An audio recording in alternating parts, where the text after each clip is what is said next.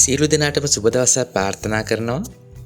අද මං ඉදිරිපත් කරන්න සූදානම් වන්නේ අලුත් AI සිස්ටම් එකක් ගැන. ඇත්තටම ChatGPT අපි ගොඩක් කට්ටිය දන්නවා සහ ගොඩක් දැනට පාවිච්චි කරන AI ප්‍රෝග්‍රෑම් එක තමයි මේ ChatGPT කියන්නේ. අපිට සෑහෙන දේවල් හොයාගන්න, එතකොට ඊට අමතරව මොන හරි data analysis එකක් කරගන්න, එතකොට යම්කිසි නිර්මාණයක් කරගන්න බොහෝ සෙයින් උදව් වෙන AI ප්‍රෝග්‍රෑම් එකක් තමයි මේ ChatGPT කියලා කියන්නේ. අලුත් AI සිස්ටම් එකක් ගැන තමයි මම අද කතා කරන්න සූදානම් වන්නේ. එසේනම් වීඩියෝ අවසන් වන තෙක්ම රැඳී සිටින්න කියලා මම තවනකමින් ඉල්ලා සිටිනවා. අපි මෙම අලුත් AI සිස්ටම් එක ගැන කතා කරමු.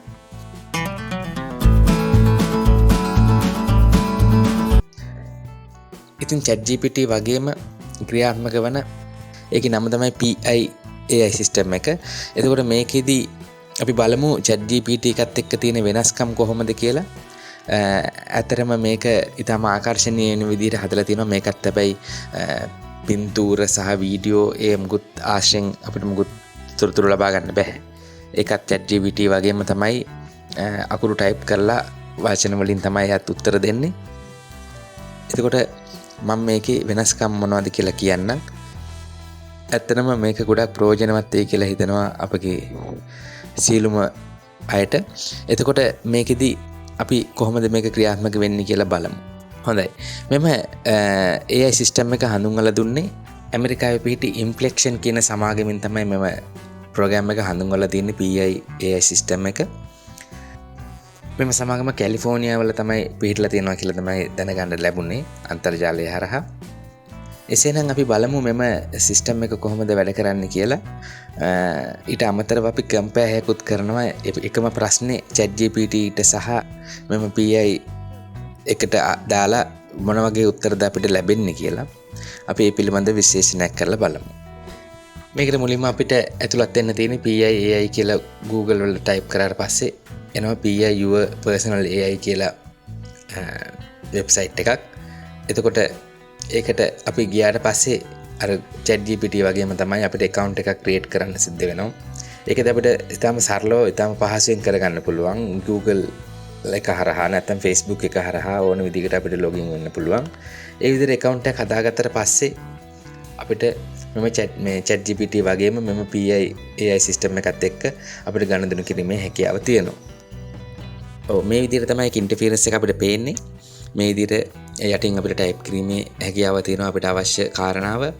ඊට පස්සේ මේකේ විශේෂත්වයක් තියෙනවා. මේකේ අපිට මේ ඔවුන් ටයිප් කරන එක අපිට පුළුවන් ශබ්ද ආකාරයෙන් ගන්න. ඒ කියන්නේ කෙනෙක් අපිට කතා කරන විදිහට ඒක අපිට නරේට් කරනවා. ඒ කියන්නේ අපිට සංවාදයක් විදිහට ගොඩනගාගෙන යන්න පුළුවන්. ෆෝන් එකෙන් ඕනනම් අපි මයික් එක ඔන් කරලා අපිට දෙන ප්‍රශ්න වලට එයා කෙලින්ම ආන්සර් එකක් දෙන විදිහටම අපිට මේක සිද්ධ කරන්න පුළුවන්. මෙන්න මේ විදිහට හඬ ආකාර 8ක් තියෙනවා. මම උදාහරණයක් විදිහට අපි good morning කියලා ටයිප් කරමු. එතකොට ඔවුන් දෙන ප්‍රතිචාරයත් එක්ක අපි බලමු මොන විදිහටද මේකේ හඬ 8 කොහොමද ක්‍රියාත්මක වෙන්නේ කියලා.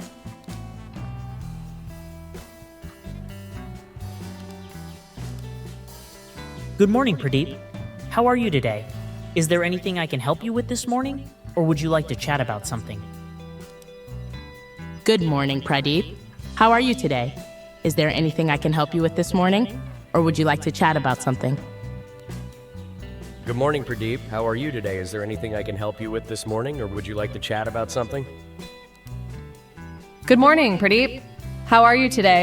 Is there anything I can help you with this morning? Or would you like to chat about something? Good morning, Pradeep. How are you today? Is there anything I can help you with this morning, or would you like to chat about something? Good morning, Pradeep. How are you today? Is there anything I can help you with this morning, or would you like to chat about something? Good morning, Pradeep. How are you today? Is there anything I can help you with this morning, or would you like to chat about something? Good morning, Pradeep. How are you today? Is there anything I can help you with this morning, or would you like to chat about something? ඊට අමතරව මේකේ ගොඩක් දුරට අර ආකර්ෂණීයතාවය වැඩි කරන්නේ ඉමෝජි එහෙම එක් කරලා තියෙනවා. ඔවුන්ගේ ආන්සර් වලට ඒකට ගැලපෙන විදිහට ඒවත් ඔබට බලා ගන්න පුළුවන් මේකත් එක්ක ගනුදෙනු කරද්දී. අනික වැදගත්ම කාරණාව තමයි මෙම PI AI සිස්ටම් එක ඉතාමත්ම අප්ඩේටඩ්. ඒ කියන්නේ සාමාන්‍යයෙන් දවස් 2-3කට පෙර දත්ත පවා අපිට ලබා ගැනීමේ හැකියාව දෙනවා. නමුත් අවසානකට ChatGPT අපිට 2022කින් පස්සේ තොරතුරු ලබා දෙන්නේ නැහැ. ඔහුගේ අප්ඩේට් එක 2022කින් අවසන් කියලා තමයි කියන්නේ. මම මේ ChatGPT 3.5 version එක ගැන කතා කරන්නේ. 4 version එක ගැන නෙමෙයි. ඒක අපිට සල්ලි ගෙවලා ගන්න ඕන. එතකොට මෙම නිදහස ලබා දෙන නොමිලේ ලබා දෙන ChatGPT එකේ අපිට අලුත් දත්ත කවදාවත් ලබා ගැනීමේ හැකියාවක් නැහැ. ඒකෝර පැරණි දත්ත වලින් තමයි ඔහුගේ උත්තර ගලප ගන්න. නමුත් මෙම PI සිස්ටම් එකේ සම්පූර්ණයෙන්ම ෆ්‍රී මේකත් මුදල් අය කිරීමක් කරන්නේ නැහැ. ඒකෝර මේකේ තියෙන විශේෂත්වය තමයි තාමත්ම අප්ඩේටඩ් සහ තාමත්ම නිවැරදි තොරතුරු අපිට ලබා දෙනවා. ඊළඟට අපි බලමු එකම ප්‍රශ්නේ ChatGPT සහ PI සිස්ටම් එකට යොමු කරමින් කොහොමද අපිට උත්තර ලබා දෙන්නේ කියලා. අපි මුලින්ම දැම්මේ කවුද ලංකාවේ සෞඛ්‍ය ඇමති කියලා. මම මේක ඇත්තටම දාන්න හේතු වුණේ කෙහෙලිය රමුක් කළා තමයි හිටියේ. ඔහුගේ නඩු විභාගයක් ඉඳන් නැත්නම් ඔහුට එල්ලුණු දූෂණ චෝදනාවක් ඉඳන් ඔහු දැනට රක්ෂිත බන්ධනාගාරගත කරලා තියෙන. ඒ වෙනුවට තමයි රමේෂ් පතිරණ ආවේ. ඒක ටිකක් අප්ඩේටඩ් තොරතුරක් ඉඳන් ඒකෙදි කෙලින්ම මෙයා කියනවා රමේෂ් පතිරණ තමයි දැනට ඉන්න සෞඛ්‍ය ඇමති ලංකාවේ කියලා. මේ PI AI සිස්ටම් එකේ අපි එම ප්‍රශ්නෙම බලමු ChatGPT කොහොමද අපිට විසඳලා දෙන්නේ කියලා. ChatGPT එකේදී කෙලින්ම කියන්නේ එයා 2022 ජනවාරි වලින් පස්සේ අප්ඩේට් එකක් නැහැ. දැනට ඉන්නේ එක්කෙනා තමයි පවිත්‍රා දේවී වන්නේ ආරච්චි තමයි ඉන්නේ කියලා තමයි ඔහු ප්‍රකාශ කරන්නේ. ඊළඟට අපි දැම්ම ප්‍රශ්නේ තමයි කවුද ලංකාවේ ප්‍රෙසිඩන්ට් කියලා. එතකොට ප්‍රෙසිඩන්ට් කවුද කියලා. එතකොට ඒකෙදි කිව්වා ChatGPT කියන්නේ 2022 ඉදිරියට තමයි තාම ඉන්නේ ගෝඨාභය රාජපක්ෂ කියලා තමයි ඒකේ ප්‍රකාශ වෙන්නේ. එතකොට අපි බලමු PI එකේදී කෙලින්ම කියනවා දැනට ඉන්නේ රනිල් වික්‍රමසිංහ. එයා 2022 ජූලි තමයි ඒකටපත් උනේ. ගෝඨාභය රාජපක්ෂගේ ඉදිරි කාලේ කවර් කිරීමට තමයි මේක ඔහු කරන්නේ. එතකොට ගෝඨාභය රාජපක්ෂ අයින් වෙන්න හේතු වුණේ ඉකොනොමික්ස් and පොලිටිකල් ප්‍රශ්න හින්දා කියලා තමයි කියන්නේ. ඊට අමතරව තව විස්තර වාගේකුත් රනිල් වික්‍රමසිංහ ගැන නැත්නම් දැනවත්ම ජනාධිපතිතුමා ගැන ප්‍රකාශ කරනවා. මේ විදිහට බැලුවම ඉතාමත්ම අප්ඩේටඩ් තොරතුරු අපිට ලබා දෙනවා මේ PI AI සිස්ටම් එක හරහා. ඊළඟට මම ඇහුවා නිකන් අපිට මේ ෆයිනෑන්ෂල් වලට ටෙක් ඕනේ වෙන හින්දා අපි ඔයා සම්පත් බැංකුව ගැන දන්නවද කියලා මේ PI සිස්ටම් එකේදී ඒක ෆැමිලිය එක දන්නවලු. ඊට අමතරව 1987 ඉඳන් මේක ලංකාවේ ක්‍රියාත්මක වෙනවා කියලා කියනවා. ChatGPT එකෙන් එහොමත් එයා කියනවා ඒක ලංකාවේ බැංකුවක් 1986 තමයි ඒක එස්ටැබ්ලිෂ් කරලා තියෙන්නේ කියලා. එතන පොඩි ගැටලුවක් තියෙනවා වර්ෂයක. ඒ විදිහට දෙගොල්ලන්ගම හරි උත්තරේ අපිට ලැබුණා. ඊට පස්සේ මම ChatGPT යොමු කරා ඒකේ තියෙන කරන්ට් ඩිපොසිට් ෆික්ස් ඩිපොසිට් විස්තරයක් දෙන්න කියලා.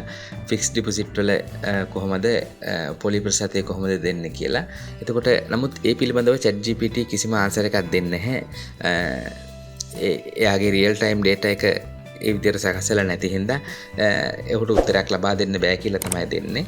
අපි මේ ප්‍රශ්නේම යොමු කරොත් PI AI සිස්ටම් එකට බලමු කොහොමද උත්තරය සැකසෙන්නේ කියලා. ඔහු කියනවා PI AI සිස්ටම් එකේදී ප්‍රකාශ කරනවා රුපියල් 25000 ඉඳන් කරන්න පුළුවන් ගොඩක් කාලා තියෙනවා. මාස 3 ටර්ම් එක උදාහරණයක් විදිහට 4.5ක පොලි ප්‍රතිශතයක් තමයි ක්‍රියාත්මක වෙන්නේ කියලා.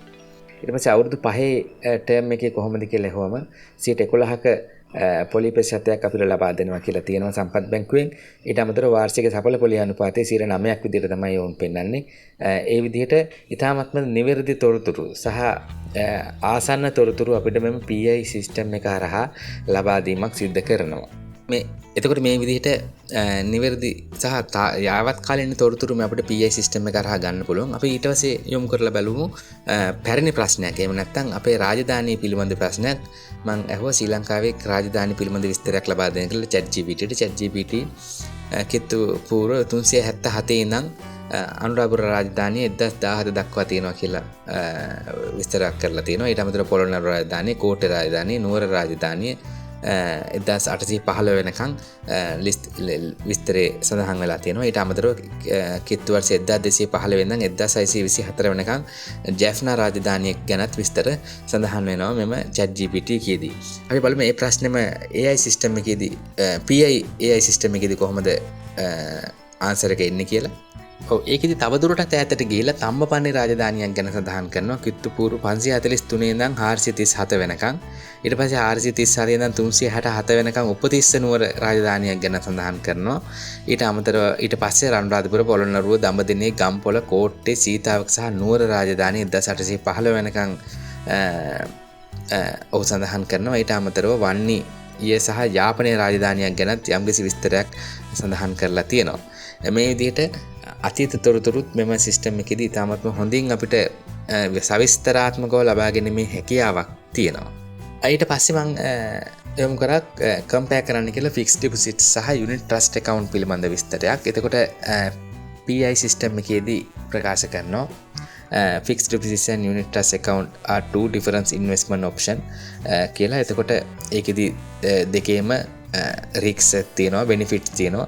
ඒ විදිහට compare කරලා තියෙනවා. fixed deposit ගත්තම low moderate return එකක් තියෙනවා. low risk with a fixed interest rate. short to medium term investment horizon එකක් තියෙන්නේ. එතකොට ඇතර මම දැන් මේ ප්‍රශ්න අහන්නේ ලංකාවේ ඉඳන් කියලා ඔහු දැනගෙන තියෙනවා. ඒ කියන්නේ අලුත්ම ප්‍රශ්නයක් විදිහට නෙමෙයි. මම දිගින් දිගටම මේ ලංකාව සහ ගැන ප්‍රශ්න අහන හින්දා වෙන්න ඕන. insured by the Sri Lanka deposit insurance scheme එක යටතේ ඒක ඉන්ෂුරන්ස් වෙලා කියලාත් කියනවා. ඊට පස්සේ early withdrawal එකේදී penalty එකක් නැත්නම් දඩ මුදලක් වදිනවා කියලාත් මේක සඳහන් කරනවා fixed deposit ගැන. ඒතර unit trust account එකක් ගත්තම ඒකෙදී potential high return එකක් තියෙනවා. ඒ කියන්නේ සාමාන්‍යයෙන් හොඳ return එකක් අපිට ගන්න පුළුවන්. high risk එකක් තියෙනවා. ඒ වගේම performance depend on the market fluctuation market එක වෙනස් වෙනවා. නැත්නම් කොටස් වෙනද පොළ හරහා කරන ගනුදෙනු ගැන මේ වෙන්නේදී කියන්නේ unit trust account වලදී ඒකෙදී අවදානමක් තියෙනවා කියලා කියනවා. ඒකට අමතරව longer term investment එකක් තියෙන්නේ. ඊටම දීර්ඝ කාලයක් වුණත් අපිට තියාගන්න පුළුවන්. ඊට අමතරව මේ විවිධාංගීකරණය වෙච්ච පෝර්ට්ෆෝලියෝ එකකින් තමයි අපිට මේකේ asset අපේ මුදල් කළමනාකරණය කරලා තියෙන්නේ. ඊට අමතරව අර එකද penalty එකක් වදිනවා කියලා කිව්වට මේකේ එහෙම එකක් නැහැ. flexible විදියට අපිට withdraw කිරීමේ හැකියාවක් තියෙනවා කියලා සඳහන් කරනවා. ඊට පස්සේ දෙකේම සමානකම් විදියට financial institution සහ බැංකු විසින් තමයි මේවා අපිට ලබා දෙන්නේ කියලා තියෙනවා. එතකොට දෙකම account විදියට ක්‍රියාත්මක වෙනවා කියලා තියෙනවා. ඊට අමතරව key difference විදියට තවත් විස්තර සඳහන් කරලා තියෙනවා. මේ විදියට තමයි PIAI system එකේදී මේ compare සිද්ධ කරන්නේ. අපි බලමු ChatGPT එකේදී කොහොමද මේක උත්තරේ සකස්සලා තියෙන්නේ. ChatGPT එකේදී දීර්ඝ උත්තරයක් තියෙනවා. ඒකෙදී මුලින්ම ඉන්වෙස්ට්මන්ට් එකේ nature එක ස්වභාවය පැහැදිලි කරනවා. කොහොමද මේක කියන්නේ කියලා, fixed deposit එක කොහොමද, unit trust account එක කොහොමද කියලා. ඒතකොට risk and return එක කොහොමද කියලා මේකේ fixed deposit එකයි unit trust account එකයි වෙන වෙනම සඳහන් කරනවා. ඊට අමතරව ද්‍රවශීලීතාවයේ liquidity එක කොහොමද කියලා පෙන්නනවා. මේකේ අර දඩ මුදලක් වදින එක වෙන සඳහන් කරනවා. නමුත් අපිට unit trust account එක ඕනම මොහොතක අපිට මුදල් ලබා ගැනීමේ හැකියාව තියෙනවා. ඊට අමතරව විවිධාංගීකරණය අතින් unit trust එක ඉදිරියෙන් ඉන්නවා කියලා තියෙනවා. ඒ විදිහට මේකේ දීර්ඝ උත්තරයක් අපිට ලැබෙනවා. එතනදිත් අපිට ChatGPT සහ PIAI system එක ඉතාමත්ම සමාන උත්තර සහ හොඳ උත්තර දෙකක්ම ලබා දීලා තියෙනවා. ඊට පස්සේ මම පොඩි ගණිත කර්මයක් ඉදිරිපත් කරා මෙම AI system දෙකටම. මුලින්ම ChatGPT එකට. එතකොට මම බැලුවේ සාමාන්‍යයෙන් කොහොමද අපිට අතරත් දෙන යම්කිසි සංඛ්‍යාවක් ඉන්නකොට ඒකට අතරත් දෙනවා නම් කී පාරක් අතරත් දෙනවද කියලා හොයන්නේ කොහොමද කියලා සාමාන්‍ය පොඩි ගැටලුවක්. එතකොට ChatGPT එකේ සමීකරණය පහදලා තියෙනවා. n කියන්නේ ඉන්න present සංඛ්‍යාව කියන්නේ people සංඛ්‍යාව නම් n වැඩි කිරීම n ඍණ 1 බෙදීම 2 කියලා. ඒ විදිහට ඔහු උත්තරයක් උදාහරණයකට අරගෙන 5 දෙනෙක් ඉන්න එකකදී කොහොමද කී පාරක් අතරත් දෙනවද කියලා උත්තරේ 10 අරගෙන තියෙනවා. මේ විදිහට ඒක විසඳලා තියෙනවා. ඒ කියන්නේ විස්තර උත්තරේ සම්පූර්ණ විස්තරයකුත් එක්කම දීලා තියෙනවා. නමුත් PIAI system එකේදීත් එම උත්තරේම එම උදාහරණයම තමයි අරගෙන තියෙන්නේ. නමුත් සමීකරණය ටිකක් සංකීර්ණභාවය වැඩි. නමුත් ඔහු ඒකම තමයි කියන්න උත්සාහ කරලා තියෙන්නේ. එතකොට නමුත් ChatGPT තරම්ම පැහැදිලි කරලා නැහැ. කියන්නේ පැහැදිලි නමුත් අර ගණිත කර්ම වැඩි නිසා පොඩි අපැහැදිලිතාවයක් තියෙනවා. ඒ පිළිබඳව ඔබගේ අවධානය යොමු කරන්න. ඊට පස්සේ මම යොමු කරපු ප්‍රශ්නේ තමයි අසනීපයකට බෙහෙත් ගන්න පුළුවන්ද කියලා බලන්න.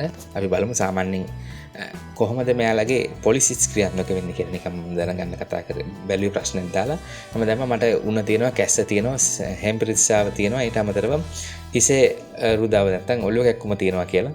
ඊට පස්සේ ChatGPT කෙලින්ම කියනවා මම ડોක්ටර් කෙනෙක් නෙමෙයි නමුත් මට සජෙස්ට් කරන්න පුළුවන් යම්කිසි ඖෂධ පිළිබඳව. ඒ සඳහා උණ සඳහා ඔහු බ්‍රූෆන් තයිනෝන් වගේ ඖෂධ නම් කරලා තියෙනවා. කැස්ස වෙනුවට ඩෙක්සාමෙතොප්‍රියන් තවත් ඖෂධ වර්ග නම් කරලා තියෙනවා. කොමන් කෝල්ඩ් වලට නැත්නම් හෙම්ප් ප්‍රතිශාවට ඇන්ටිහිස්ටමින් ගන්න කියලා තියෙනවා. ඊට අමතරව නේසල් සේලයින් ස්ප්‍රේ එකක් ගන්න කියලා තියෙනවා. ඒ වගේ ඒවා තියෙනවා. හිසේ අමාරුවට ආයි ඇස්ප්‍රින් ඒ වගේ ඖෂධ ගන්න කියලා තියෙනවා. ඊට පස්සේ මම දැම්ම ඒ ටික මට ලිස්ට් එකක් විදියට ඕන කියලා. ඒකට ඔහු ලස්සනට ලිස්ට් එකක් විදියට උන්නට මේ ඩ්‍රග්ස් ටික ගන්න, කැස්සට මේ ඩ්‍රග්ස් ටික ගන්න, සෙම් ප්‍රතිශාවට මේ බෙහෙත් ටික ගන්න. ඊට අමතරව හිසේ අමාරුවට මේ බෙහෙත් ටික ගන්න කියලා ලිස්ට් එකක් විදියට මේ වල තියෙනවා. ඒ විදියට ඩ්‍රග්ස් ටිකක් අපිට choice කරලා තියෙනවා කැමති විදියට ගන්න කියලා. අපි ඒකම බලමු PIAI සිස්ටම් එකකින් මේ ප්‍රශ්නේ කොහොමද ඔහු උත්තර දෙන්නේ කියලා. ඔව් කෙලින්ම කියනවා මම වෛද්‍යවරයෙක් නෙමෙයි. ඒ පිළිබඳව මට උත්තර දෙන්න අමාරුයි. ඒ සඳහා ඔබ ෆාමසිස්ට් කෙනෙක් හෝ වෛද්‍යවරයෙක් ගාවට ගිහිල්ලා මේ ප්‍රශ්නේ විසඳා ගන්න කියලා. ඊටමත්ම කෙටියෙන් සහ කෙලින්ම උත්තරයක් දීලා තියෙනවා. ඒ පිළිබඳව කිසිම සජෙස්ට් කිරීමක් කරන්න බෑ. මොකද මෙහෙම දෙන බෙහෙත් ඊටමත්ම හාම්ෆුල්. ඒක නිසා මේ ලබා දීමේ හැකියාවක් නැහැ කියලා ඔබ කෙලින්ම කියනවා. It's also important to note that self-medication can be harmful, so it's best to avoid taking any medications without proper guidance from a healthcare. මේ පිළිබඳවත් ඔබ අවධානය යොමු කරන්න. මම කියන්නේ මේ PIAI සිස්ටම් එකම නෙමෙයි දෙකම අපිට කම්පැරිසන් කරලා හොඳ උත්තරයක් සහ හොඳ විදිහට අපිට මේක යොදා ගැනීමේ හැකියාව තියෙනවා විවිධ කාර්යයන් වලට. එතකොට ඔබත් මේක උත්සාහ කරලා බලන්න කිසිම මුදලක් වැය වෙන්නේ නැති නිසා ඊටමත්ම සම්පූර්ණයෙන්ම 100%ක් නොමිලේ මෙම ඇප්ලිකේෂන් එක අපිට ලබා ගැනීමේ හැකියාව තියෙනවා. නමුත් දැනට මේකෙදී Android app එකක් ක්‍රියාත්මක වෙනවා. නමුත් අවාසනාවකට ලංකාවේ ඒක තාම දීලා නැහැ. බොහෝ විට ලංකාවේ පරිශීලකයන් සංඛ්‍යාව වැඩි වුණොත් එහෙම අපිට ඒක ලංකාවට ලබා ගැනීමේ හැකියාවක් තියෙනවා. ඒක නිසා ඔබත් මෙම වැඩසටහන ක්‍රියාත්මක කරලා බලන්න. මේකෙන් ප්‍රයෝජනෙ ලබා ගන්න. ChatGPT නරක නැහැ එකත් බොහොම හොඳයි. නමුත් අප්ඩේටඩ් තොරතුරු සහ නිවැරදි ගොඩක්ම යාවත් කාලීන තොරතුරු මෙම අලුත් AI සිස්ටම් එක කරා අපිට ලබා ගැනීමේ හැකියාව තියෙනවා. ඊට අමතරව මොන හරි අපේ ඉංග්‍රීසි ලැන්ග්වේජ් එක වගේ ඉගෙන ගන්නවා නම් ඉතාමත්ම ඒක උදව් කරනවා. සම්පූර්ණයෙන්ම ඒ වගේ දේවල් ඉගෙන ගැනීම වැඩවලට. ඊට අමතරව මේකේ හඬ තියෙනවා ශබ්දේ. එතකොට උත්තරය ආන්සර් එක විදිහට කටහඬක් විදිහට අපිට ලබා ගැනීමේ හැකියාව තියෙනවා. එම වාසියක් තියෙන නිසා ඔබට ඉතාම පහසුවෙන් ඉංග්‍රීසි වගේ දේවල් ශබ්ද ප්‍රොනවුන්ස් කරන්න වචන ප්‍රොනවුන්ස් කිරීමේ හැකියාව සහ ඒ පිළිබඳව අපිට දැනගන්න පුළුවන්. ඒක නිසා මම හිතනවා ඔබට මෙම වීඩියෝ හොඳ වීඩියෝවක් වෙයි කියලා. ඒ වගේම ඔබ මේ පිළිබඳව උනන්දු වෙනවා නම් ලයික් කරන්න, ෂෙයා කරන්න, කමෙන්ට් කරන්න. ඔබගේ යහළුන්ලත් හඳුන්වලා දෙන්න. ඔබ තවදුරටත් මෙම නාලිකාව සබ්ස්ක්‍රයිබ් නොකරන නරඹන්න කරුණාකරලා සබ්ස්ක්‍රයිබ් කරන්න. ඔබට ආර්ථික දැනුම තමයි ප්‍රධාන වශයෙන් ලබා දෙන්නේ. ඊට අමතරව මෙවැනි අධ්‍යාපනික තොරතුරුත් අපගේ නාලිකාව හරහා ඉදිරිපත් කරනවා. එසේනම් අපි තවත් වීඩියෝකින් හමුවනතුරු ඔබට සුබ දවසක්.